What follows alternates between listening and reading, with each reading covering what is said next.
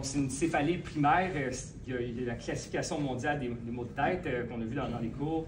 Ça que, et puis, les céphalées primaires, c'est, par exemple, migraine. Il y a les céphalées de tension aussi, qui sont beaucoup des tensions musculaires. C'est ça le plus fréquent, en fait, des maux de tête, c'est les céphalées de tension. Il y a des centaines, quelques centaines de sortes de maux de tête différents. Et il y a les céphalées cervicogéniques, que ça, c'est des céphalées secondaires. Donc, il y a un mal de tête qui vient du cou. Et puis, les structures dans le cou peuvent donner des maux de tête. Les facettes articulaires, les disques, les ligaments, les muscles. Il y a plusieurs structures qui peuvent donner des maux de tête. Puis, c'est vraiment un certain diagnostic d'exclusion. Donc, avant de dire que c'est une céphalée cervicogénique, bien, il faut éliminer les autres causes. Par exemple, les migraines, ça, c'est quelque chose d'un peu plus médical.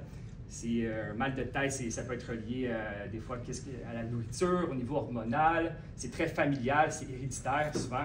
Donc, quelqu'un dans la famille des patients, des parents, des oncles, tantes, frères, sœurs, etc., ils peuvent avoir des migraines. Et, tandis qu'une céphalée cervicogénique, c'est associé souvent à une problématique au cou, donc qui peut donner des maux de tête. On parlait tantôt, Marc, si tu venais t'asseoir, même tu es bienvenu. J'aurais pas besoin de toi pour faire des techniques pour celle-là. Le nerf d'Arnold, par exemple, tu me parlais tantôt au niveau de C2 qui peut donner des maux de tête ici. C'est un exemple de structure au niveau cervical qui peut donner des. En C1, C2, définitivement. Ouais. Exact. Et puis, il y a plusieurs tests qu'on peut faire. On a essayé de réviser un petit peu les différents tests. C'est pas tout le temps clair. Il y a plusieurs recherches, quelques études, tout ça. Puis, en général, c'est souvent, il peut y avoir moins d'amplitude articulaire. Il peut y avoir des tensions au niveau des sous-occipitaux. Des fois, l'amplitude peut paraître assez bonne, mais quand on fait nos tests de MPPIV, il peut y avoir des restrictions, des raideurs. Il y a le fameux test de flexion-rotation aussi qu'on a fait tantôt qui peut être pertinent pour ça. Et puis, quand c'est une céphalée cervicogénique, souvent, le traitement du cou, il aide. Fait quand on traite le cou de la personne, puis il y a de moins en moins de mal de tête. Et puis, des fois, le challenge, le défi, c'est qu'il peut y avoir des problèmes mixtes. Les gens peuvent avoir des tendances à avoir une migraine, par exemple, d'avoir des migraines depuis l'adolescence. Souvent, ça vient de très tôt dans la vie.